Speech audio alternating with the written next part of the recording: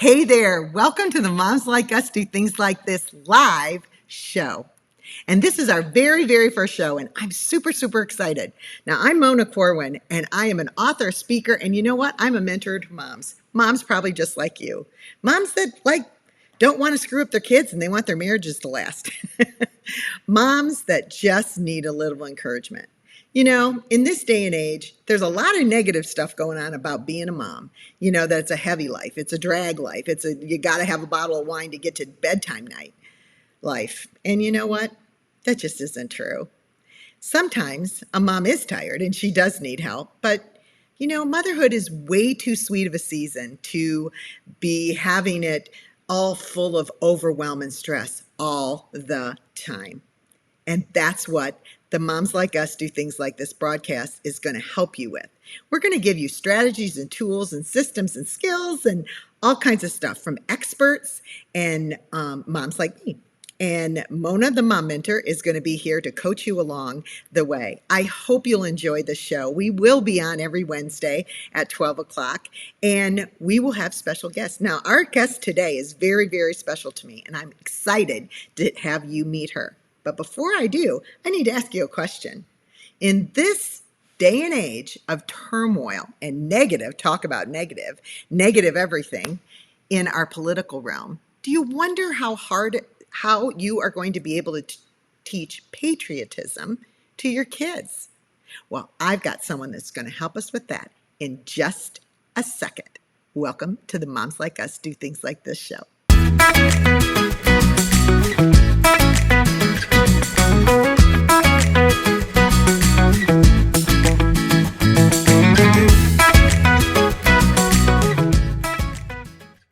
I am super glad you're here. And before I bring Kimberly on, I want to just talk to you about something real quick. Inside of our Moms Like Us Academy the other day, we were talking about virtues. And it's inside, this is a thing called the Virtue Project, and it's part of our No Regrets Motherhood Blueprint, your guide to raising godly kids in a world that's gone crazy. Yes, that is the name of the course, and it is our signature course inside the Academy. You can learn more about the Academy in the link below. But when we were in there talking in our mom mentoring group, and I was telling them all about this Virtue Project, they kind of had this glassy look over their face, and I thought, and all of a sudden I realized, do y'all know what a virtue is? And they're like, well, yeah, isn't that something, you know, like it's kind of high and like, you know, saints have it and it's, you know, a virtuous life, like you're pure and you're holy. And I'm like, well, not exactly. Virtues are values. Virtues are things that are important. Virtues are things that take us when we do these actions and it brings us to a life that's more like Jesus. And we all want to be like that. So virtuous traits are things that bring us to having godly kids that help us to have a less stressful home. And maybe some of that chaos can go away. So the Virtue Project is really a special thing. When we made the list of virtues, all of a sudden they were like, oh, now I see what virtues are. Yes, virtues are super important. So would patriotism be a virtue? Well, we had someone ask me that. And I said, well, almost, because what is patriotism? What does someone look like who is a patriot? And that would be, they would be understand honor, how to honor their country, how to honor political people that are in office that you might not want to honor. How do you honor the office and not the person? It is to be a patriot is to be loyal. When you are a loyal person, that is one of the groundbreaking things of being a patriot. And how about respect? Respect for our flag, respect for the people that have gone before us, the ones that have really given way more than we're giving. They've given their lives. How to teach your kids that? These are the things that are part of being a patriot.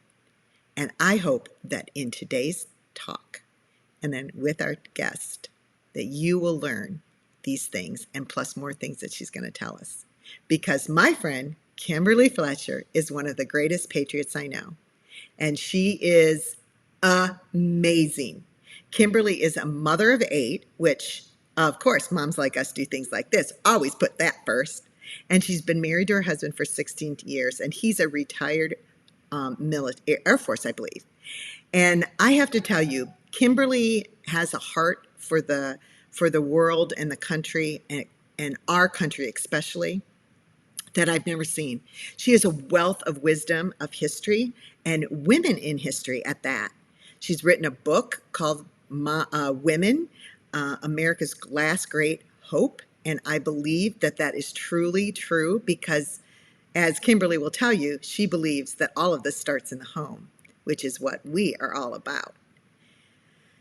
When I first met Kimberly, it was back in 2017, and there was a Mom's March, and it was a conference that she had put on, and she walked in faith as she put on this amazing, amazing conference. And I got to watch and be with her, and I just came to love her natural, easygoing way and the way that she listens to God and wants to do His will. Well, Kimberly's come a long way since then. Kimberly is a columnist as well as an author, and she also has been on Fox News. She's been on BreitBart. She's also been, let me see, lots of them. Oh my gosh, Kimberly, how did I miss that? Wait a minute, I have a list. Like Kimberly's, oh, she was on The Blaze, which, oh my gosh, that is so cool. And she is Kimberly. You've been on, Sinclair, the town hall, and she's also been on The Blaze, like I said. Now, Kimberly also is the founder of the Moms for America, and that's where this story had started. She is the president and the founder of Moms for America. And it is an amazing organization that I'm really proud to be part of. And I also have spoken on their stages. And you're going to just love having Kimberly. She's going to tell you about some upcoming stuff that's coming along too. So, Kimberly, without any further ado, I'm going to bring Kimberly on in my new webcam so everybody can. Kimberly. Hello. You're there. Hot dog. I'm so grateful that you're here. Oh, Kimberly, I just love you so much. And I love the things that you do around patriotism and the things that are going on in our world. Give me a little bit of a clue about, how did you come to be so in love with your country? Well, I think no, I know. I know I was always patriotic. We go to the parades, we do the 4th of July, we pledge the flag. And of course, when I was going to school, that was a thing where you pledge the flag every morning at school. And so I always felt like I was patriotic.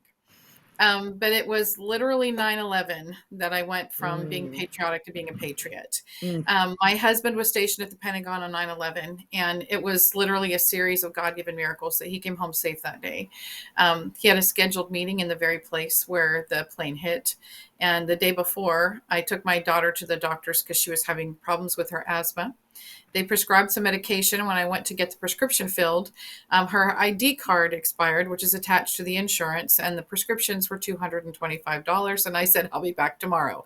So I called my husband and I asked him if he could take Cassie to Quantico in the morning before he went to work. And he said, I've got this really important meeting at 9:30. But he said, if I can get a first morning appointment, then I can make it work. Well, he got the very first appointment in the morning. And so he took my daughter to get the ID card, and he was dropping her off at her high school when the second plane hit, and they knew that this wasn't an accident.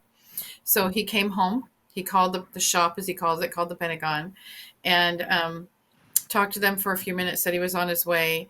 And then he came over to the television and watched what was going on in the news for about 10, 15 minutes. And every single one of those things kept him from being there at that moment. He wow. was just coming around 395 when the plane hit, but he didn't get home until hours late that night. And I remember when he walked in the door, just dropping to my knees and thanking God. Mm, And then sitting with my family that night, two things hit me. One, how did we get here? And the very next thought, never again.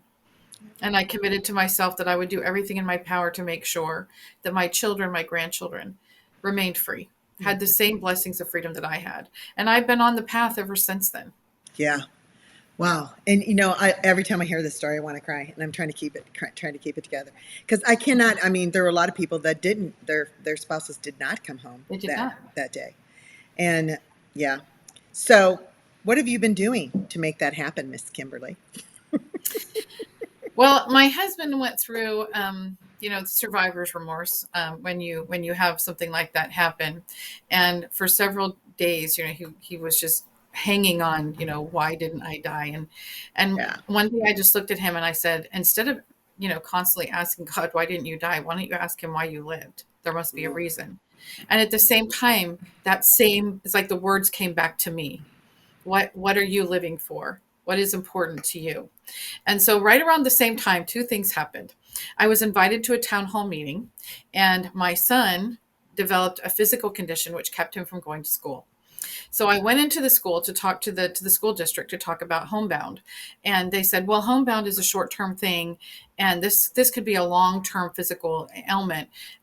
We really don't accommodate that." And I'm like, "Well, what am I supposed to do?" I'm not even kidding. This is like a major God moment. There were a series of God moments that led me to where I am. And the lady from the school district leaned forward and said, "Well, maybe you should consider homeschooling." And I was like, "What?" And literally, like a month before, a woman had moved into our neighborhood who I went to church with, who was homeschooling, and she'd been talking to me about it. And it's just so I went to her, and she became my mentor. And as I was reading the books and the curriculum that she gave me, I remember that I love the whole moms like us do things like this, because so I call her up and I tell her, I'm going to be homeschooling. She about jumps through the roof. She's so excited. And I said, "I have no idea how to start." And she said, "Come over after church today." And so I went over to her house at 3 o'clock. I left that night with a letter to the school board, a schedule for 2 weeks for curriculum, and a bag of books. And after 2 weeks, I was hooked.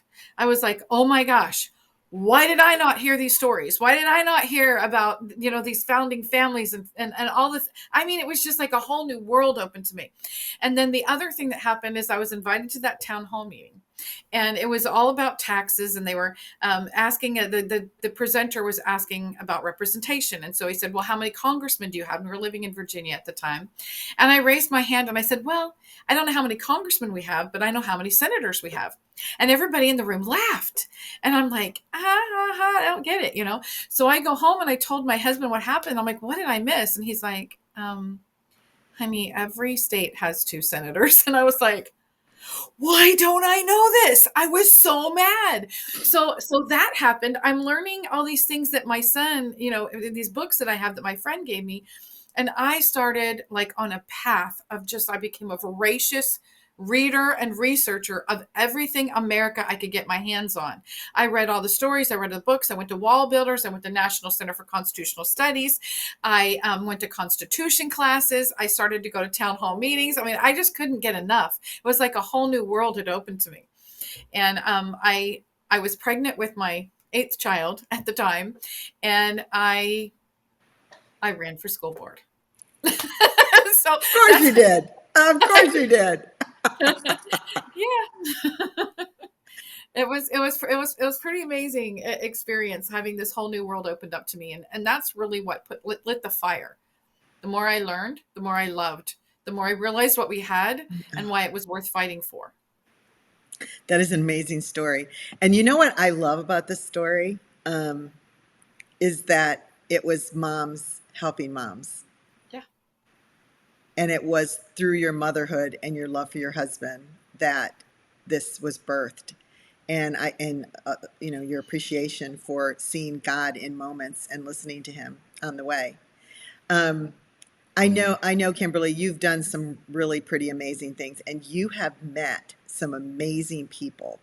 And every time I go to your site, I go to your Instagram or something, I see another picture, or your post, you're sending me a text of another picture of you with someone. Um, how is that now that you have gone from being, homeschool mom? I'm learning everything, which you are extremely knowledgeable now, and then now you're up with you're rubbing shoulders with people in the government. Um, How does that feel now? Do you feel like you still don't know enough, or do you feel like everybody has the ability to move through and learn these things like you have? Well, it feels kind of surreal at times. When I'm getting text messages or emails from members of Congress, it's like, is this happening? I mean, is this, I still feel like, just a mom, those are the three most powerful words on the planet. Yes, they Um, are. so I guess I'd have to go back to when God put it on my heart, because that really leads to the answer to the question.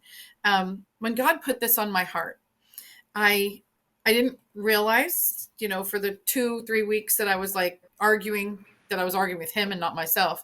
You come to realize, there is no inner voice. It's the Spirit of God talking to you. You should listen, And so I just kept asking the question, why me? There are so many more people who know so much more and could do so much a better job. And finally the Lord just answered me and he said, yes, but they'll do it their way, and I want it done my way. When Oh, you look through the annals of history and through the Bible stories, through the history of time, and I've studied a lot of history, so I can tell you, if you don't know, I will testify to you that it's always women. Esther saved an entire nation. Jezebel brought one down. yes. It is the power of women. And what kind of woman do we want to be? What kind of mother do we want to be? What kind of person do we want? What kind of daughter of God do we want to be? And so the answer is God calls, and then he qualifies who he calls. And he put all of these people in my path to be able to learn. And he knew that he needed someone like me for two reasons. One, I'm like a dog with a bone and I'm not going to let it go. I As know long as that. he wants me, as long as he wants me to fight, I'm going to keep fighting the good fight. But the second thing is he knew I'd have to do it on my knees. He knew Yeah, I'd have to do it his way because I had no idea what I was doing. And even when we're raising children, whether it's we're raising our children or we're having, how do I deal with this argument or, problem that I'm having in my marriage or with, family members or with friends. God knows all of these people. He knows them. He knows us more than we know ourselves. He knows mm, them. And that's so if right. we want to figure out how to work these relationships out, we need to do it on our knees. And he helps give us the tools and resources to do it. He puts the people in our path to help us, whatever the calling is, whatever the situation is. And so those three most powerful words, just a mom, every mom out there should be thinking, okay, well, I'm a daughter of God. I'm just a mom. Rock star. What does he want me to do? How can I be effective where I am? How can I be the light in the darkness that's flooding our country? And those are the questions that I asked myself. And God led the way. And that's exactly why everything that we do, from the cottage meeting to the events that we promote, to the people that I meet, it's all that same thing. When I meet with these people, the first thing the first thing I say is, please don't let me say something stupid. Um, I'm sure you don't. when I do an interview or radio or I'm meeting with someone, I'm like, please don't let me say something stupid. Always say that quick little prayer. But then the very next thought is, what do you want me to do with this? Or what do you want me to gain from this? I'm Yeah, always asking the Lord, because this is his organization and we're just the instrument in his hands to do his work. that is amazing. I think that is one of the things I love about you best, and that really hasn't gone away. That hasn't gone away from the very first Kimberly that I met. You're much more organized now because you have to Yes. be. You have to be, God right? is a God of organization. He does Yes. not do chaos. So I had He, to be and he organized. teaches us along the way. He totally teaches us along the way. And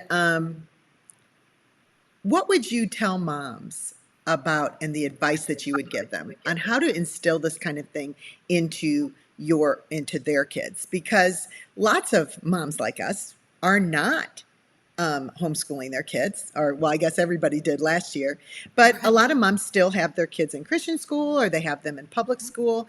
And what would you say to them, and what would you suggest to them to help raise patriots from their home?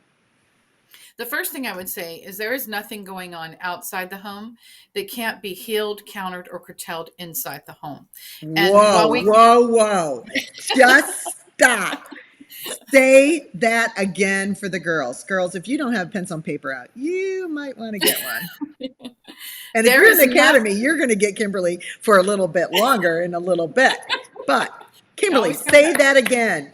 Okay. There's nothing going on outside the home that cannot be healed, countered, or curtailed inside the home.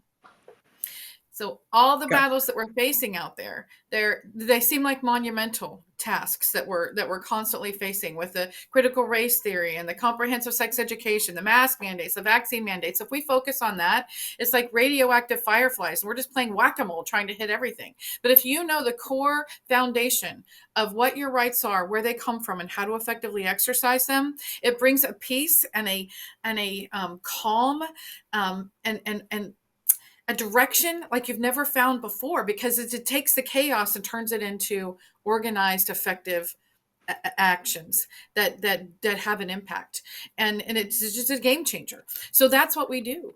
Is we teach those things in the home, and we can fight the battles in the school board. We don't want to walk away from the school board. We want to show up at the school board meetings. We want to do all those things, but if the only thing we're focusing on is outside the home, then we're going to lose everything. We're going to lose our children. We're going to lose our country. There's a great quote by an author named Neil Maxwell, and he said, if we leave our children to go fight the barbarians, then one day we're going to find our children amongst the barbarians we're fighting. And that's, that's the battle that we need to realize that we're fighting. We are raising the future of everything. The future librarians, the future media personalities, the future voters, the future elected leaders. Everything that we're having problems with, from the school board to the indoctrination camps in the media, it starts in the home. And all, what is it? I can't remember, one of the founding fathers, doggone it, I can't think of him now. Noah Webster. He said, all good government begins in the home and the family. And there's so many people, great Winston Churchill, great people who said the same thing. All the values and morals and principles, the virtues of society are taught in the home. And whatever America looks like in 10, 20 years from now, it's being decided in the homes of today. A nation is nothing but a magnified home. All of the things that we teach in our home become the future. So knowing that, then moms realize the powerful influence that they have. And the proof of that is that they're trying to discredit, devalue, and discourage motherhood across the board. They're trying to get rid of it. They don't want to. Okay, we just have these t-shirts that come out that say, Mom, say the name. We've got bumper stickers, Mom, say the name. We're pushing them out in our store because it's like, you can't even say, if you are so afraid of it, you can't even say the name. So the first thing we do is help empower moms to realize that powerful influence they have. Then we put the heart of freedom in their own hearts, and then they just want to teach it to their children. So how do we do that? We have a program. It's our signature program. It's called the Cottage Meeting Project. It's like Tupperware for Liberty. We all know how to do it. We've held a home party, or we've been to a home party. Only instead of promoting plasticware and candles, we're promoting the principles of liberty. And we do it through inspiring stories, relatable examples, and personal experiences that moms instantly relate to. And if all they do is meet once a month, by the end of a year, they have more knowledge and understanding of the Constitution and the principles of liberty than the majority of elected officials, judges, and attorneys in this country. And we have the evidence to prove it. We've had moms go toe to toe with elected officials, and they've been blown away. Well, how do you know this? The Constitution, it's actually kind of, common sense. But they learn the Constitution. They don't even realize they're learning the Constitution because we teach it by principles. We focus on the principles, and then they connect the dots with what's happening in the country. And the reason why we've been losing our country is because we've been fighting principle with policy. And those people who are trying to take over our country have completely taken all of the principles that America was founded on: hard work, integrity, character. You have to have a virtuous society. John Adams straight up said that the Constitution of the United States was made for a virtuous people. It's wholly inadequate for any other. And so we need to have those principles and values as a core foundation. But those who are trying to destroy our country, what God has created, the ultimate deceiver, is the one orchestrating all of this destruction. The devil will do everything he can to stop this. And so true. Everything that he's doing is trying to unravel what God has done. So he's taken all of those good, solid, foundational principles and made them bad. And then he's taken all of those satanic principles of socialism and Marxism, and there's no God in communism. There's no religion in communism. There's no families in communism. All of those things that freedom is rooted in, that God is rooted in, is not in communism. Communism is the religion of the devil. Communism, Marxism, socialism, all in the same boat. And the devil has been trying to destroy this forever. So when moms can realize everything that's going on, you can bring it down to one simple statement. This is one war and two armies. Which camp are you in? And you need to decide. And I think, most of us have decided what camp we're in. We're in God's camp. And so if that's the case, then we need to be promoting God's principles. And fighting principle with policy is not winning. We need to take the principle of freedom and we need to infuse it into all aspects of our lives, in our culture, in our music, and in what we have in our homes, the pictures we have on our walls, the music we have playing, the conversations that we have. We are providing all of those resources through the Cottage Meeting Project and through the various resources that we have on the American Heritage Center. We have Cottage Meeting for Kids, our Liberty Tree program. We have mini cottages where moms of preschoolers can do it. So we have various different formats, but it's all around that same idea of putting the principles of faith, virtue, and patriotism back in the hearts of mothers. And then mothers just know what to do because God works on their heart and that passion turns into power and they want to teach it to their children. And we give them the resources and support to do that. And they want to, within their circle of influence, promote it in their community and their school board and with their vote. And that's when it gets into real powerful action, because what we have learned in the 16 years working with moms across the country is the vast majority of conservative women of faith are not voting. And most of them aren't even registered to vote. Really? That's why, yes, that is why we're losing our country. And if we just got up and got registered and voted our values, we'd literally seen a shockwave. We would literally see a shockwave across this country as conservative, constitutional, pro-life candidates are elected at all levels of government. And so it all starts with putting those ideas in our heart. And then we put it in the hearts and minds of our children. And then it's a magic from there. Oh gosh, Kimberly, I could listen to you talk like this all day. Actually, I have before. I am so grateful for what you're saying, because I do believe that moms, and we agree that moms, the gift of motherhood is being slammed and turned upside down to where it's considered like only for people that have no intelligence or don't have anything better to do. And when you talk like you do, that just refuels the ability of a mom to be able to influence not only her own children and her own life and her own legacy, but also the legacy of the country that we live in. Yeah. I seriously think that there's something about patriotism that the world does not want to see. And I've tried to kind of wrap it around like they don't want to respect anything because they don't want to, quote, bow to anything. But yet they bow to other things that are not good. And when we look at how the enemy really is moving in all of this, I really think this is the core of everything. I really do. Well, it The really virtuous is, and the because principles. And God gave those to us, right? He gave He this to us, did. and He's That's what I all was going to about say. God freedom. is a God of freedom. He has to live by these principles too. And he doesn't force people to heaven. He wants us to choose him, but we have to choose him.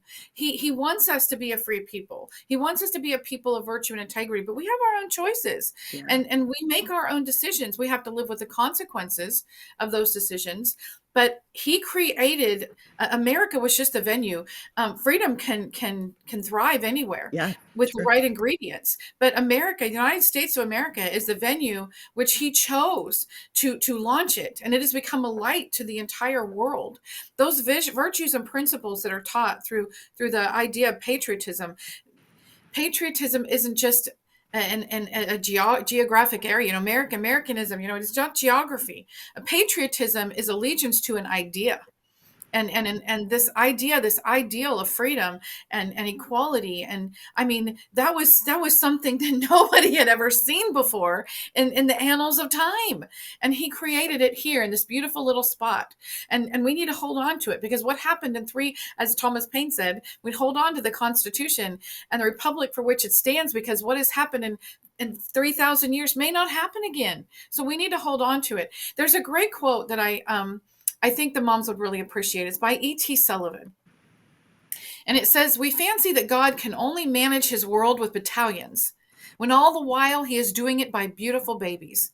When a wrong wants righting, or a truth needs preaching, or a continent wants opening, God sends a baby into the world, perhaps in a small home and of some obscure mother.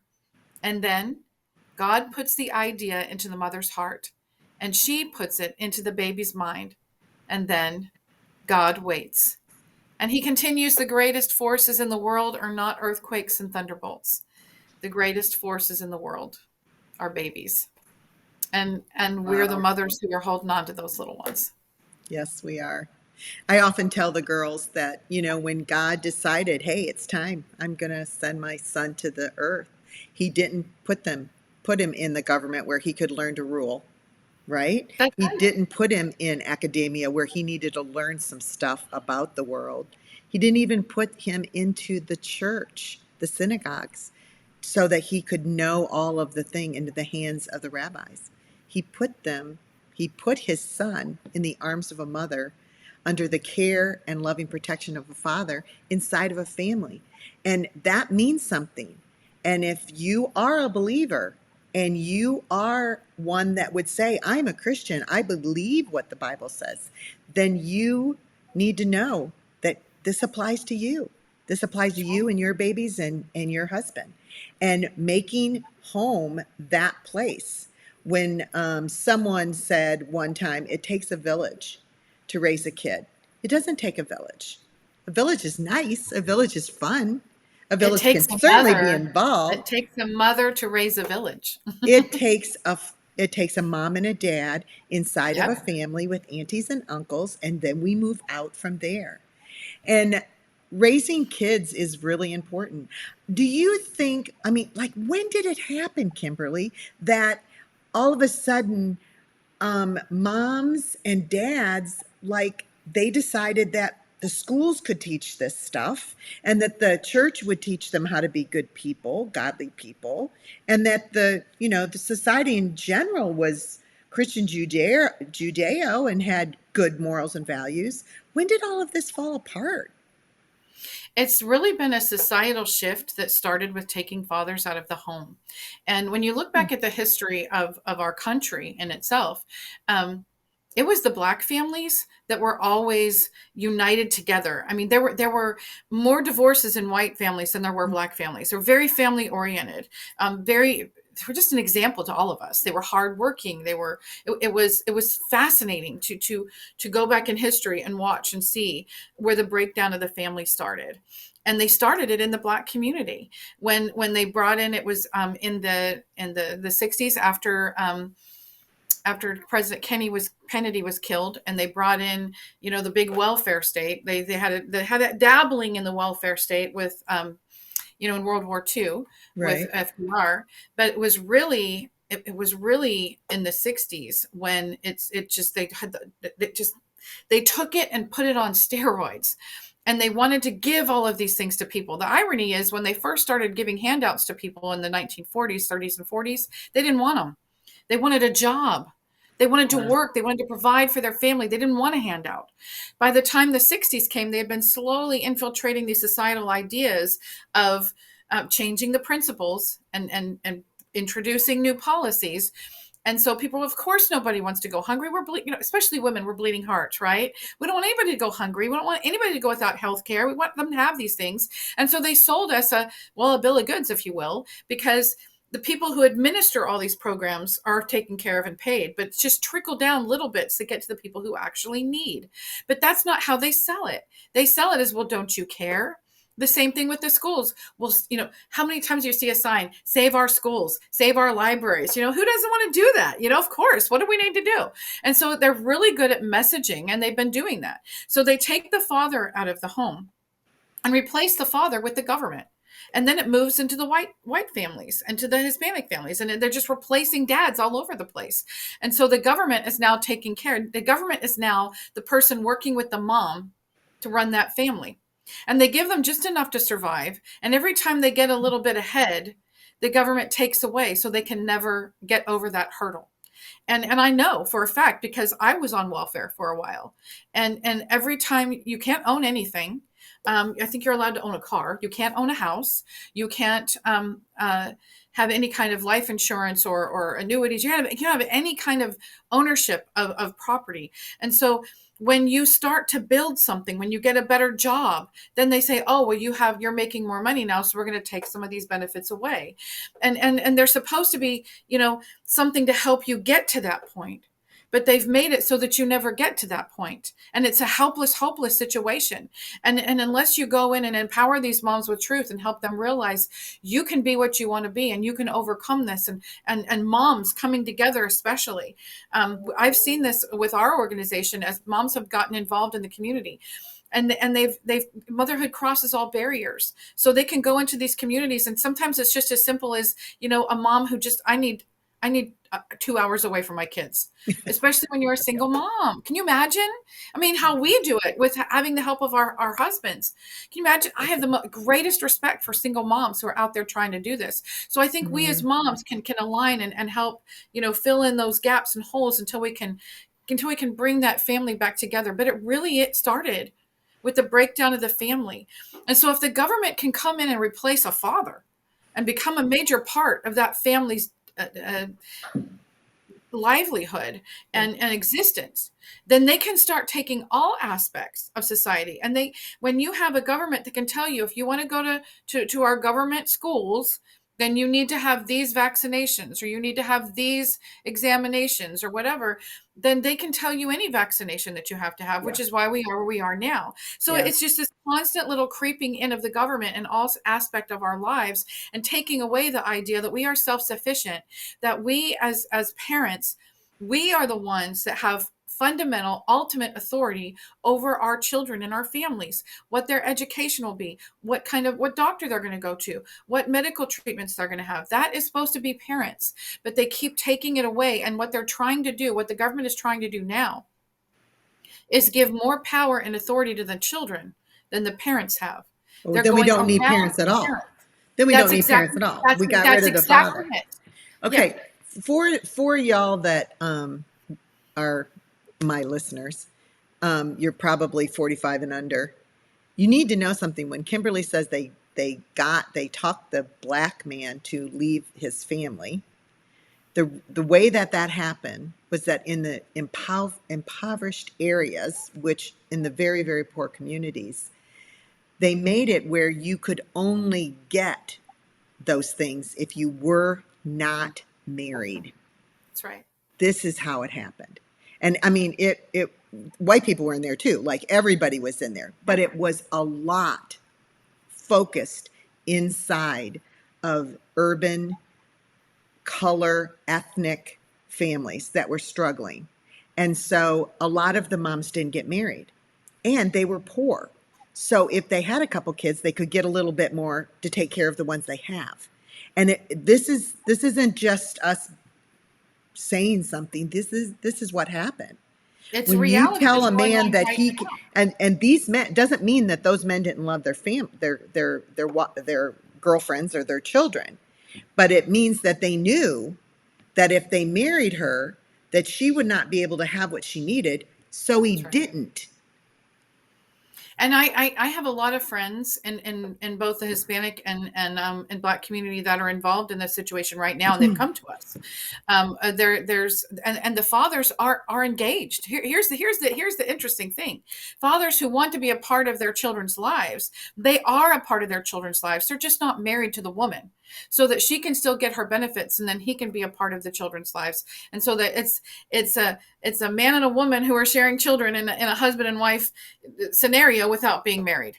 And What are that we is encouraging? but that That's was what the the very seed. That was the beginning. that's it. So what is That the was the government beginning. encouraging when they're making marriage bad? What is the government encouraging when they're saying we know better how to raise your children than you do? I mean, there are people who have openly come out and said they're not your children. They belong to the community. And these are people Yes, who they are are. in elected office.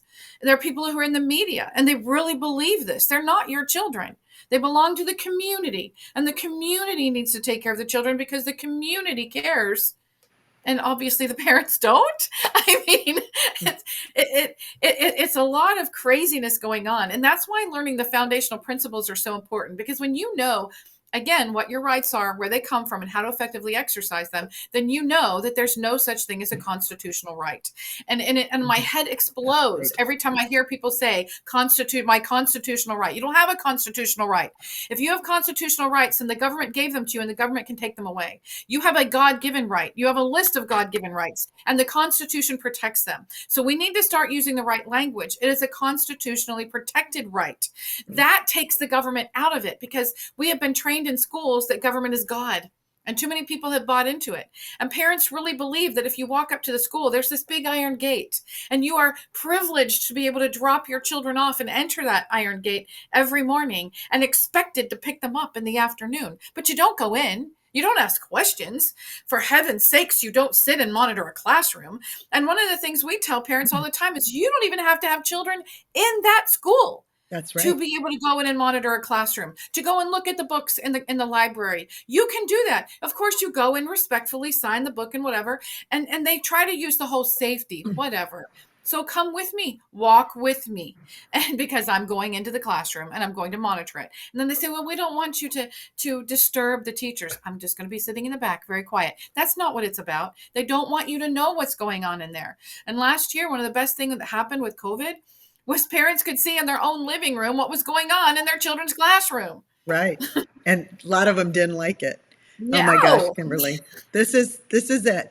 We are it's time. It's time for moms to be empowered. It's time for the men in our lives to be empowered. It's time for us to take our constitutionally protected rights and hold them dear and teach them to our children. Kimberly, thank you so much for being with us on our very first Moms Like Us Do Things Like This. You That's are a all. I'm mom that honored to does be here. things like this. Oh my gosh, is so amazing. Okay, moms, you can find Kimberly everywhere. I'm going to put all of her stuff down in the notes. She's got a new she talked to you about the cottage meetings. She's talked to you about the cottage meetings for kids. There's also a conference coming up in October called Mom Rise. It's going to be in Florida.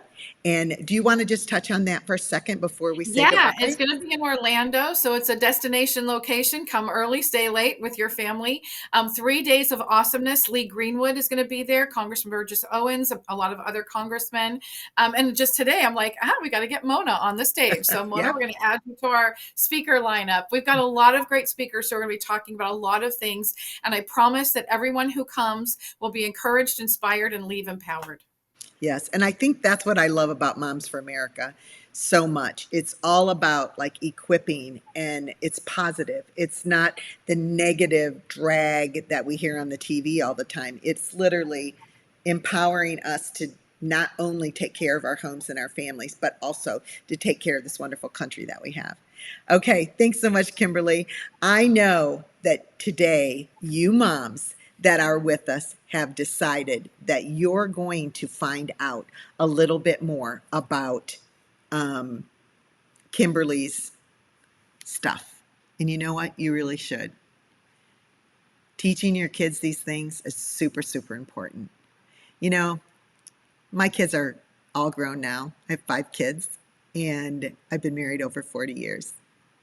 My husband and I, we have made a lot of mistakes, but there are some things that we did right. I was thinking about that the other day when I was going over and thanking the Lord for the good things that have happened in our marriage and in our raising of children, things He helped us with. And I was reminded that every single one of our children, when they left that age, that college age life, they all left with their love for God intact and they're all patriots. Every one of our kids are patriots. They love their country and they appreciate where they live. And I think it's because my husband loves his country. My husband is a patriot and he taught me how to love it. And you can drive by our house any day, night or day, and the American flag will be flying outside of it. And every one of his children have received a flag from him for their homes. We love our country. And then God has great things for our country. And we don't need to be sad or worried. We need to just do our part. The world has had harder things to do than what we're engaging in. And with God's strength, we'll be able to do it all. So I encourage you to love on your kids and teach them to love their country. And I thank you for being on this very first Moms Like Us Do Things Like This, because moms like us really do things like this. We teach our kids how to be patriots. Bye for now, and I will see you next time on our live show. Bye for now.